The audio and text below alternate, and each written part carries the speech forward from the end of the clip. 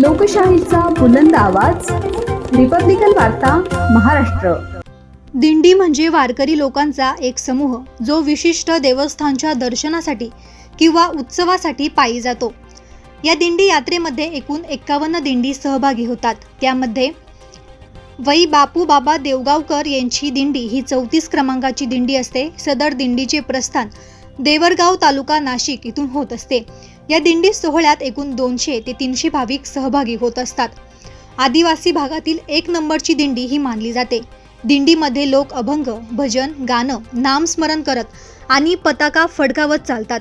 दिंडीची माहिती वारी। दिंडी ही पंढरपूरच्या वारीचा एक महत्त्वाचा भाग आहे। पालखी दिंडीमध्ये पालखीसोबतच वारकरी चालतात। भजन कीर्तन दिंडीमध्ये वारकरी भजन कीर्तन आणि अभंग गातात। पताका दिंडीमध्ये वारकरी भगव्या पताका घेऊन चालतात।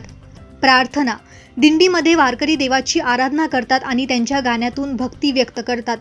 एकता दिंडीतील लोक एकत्र येऊन भजन कीर्तन करतात आणि यामुळे त्यांच्यात एकोपा वाढतो। दिंडीचे महत्त्व। धार्मिक दिंडी ही वारकरी संप्रदायाची एक महत्त्वाची धार्मिक परंपरा आहे। सामाजिक दिंडीमुळे लोकांमध्ये एकता आणि भक्तीची भावना वाढते। दिंडी महाराष्ट्राच्या सांस्कृतिक परंपरेचा एक महत्त्वाचा भाग आहे। दिंडीत सहभागी होण्यासाठी तुम्ही कोणत्याही दिंडीत सहभागी होऊ शकता। तुम्ही तुमच्या गावातील किंवा परिसरातील दिंडीत सामील होऊ शकता। वारीमध्ये सहभागी होण्यासाठी तुम्हाला दिंडी प्रमुखांकडे नोंदणी करावी लागते। तुम्ही दिंडीसाठी वर्गणी भरूनही सहभागी होऊ शकता। दिंडीचे काही प्रसिद्ध मार्ग। निवृत्तीनाथांची दिंडी त्र्यंबकेश्वर नाशिकवरून पंढरपूरला जाते। ज्ञानेश्वर महाराजांची दिंडी आळंदीहून पंढरपूरला जाते, तर संत तुकाराम महाराजांची दिंडी देहूहून पंढरपूरला जाते।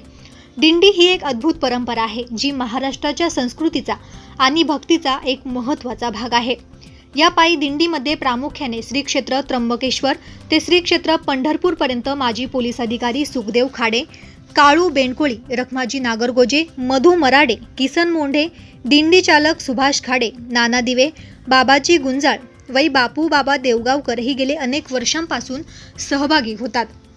रिपब्लिकन वार्ता महाराष्ट्रासाठी प्रतिनिधी Ravindra Jadhav, Nashik. Subscribe now and press the bell icon. Never miss an update.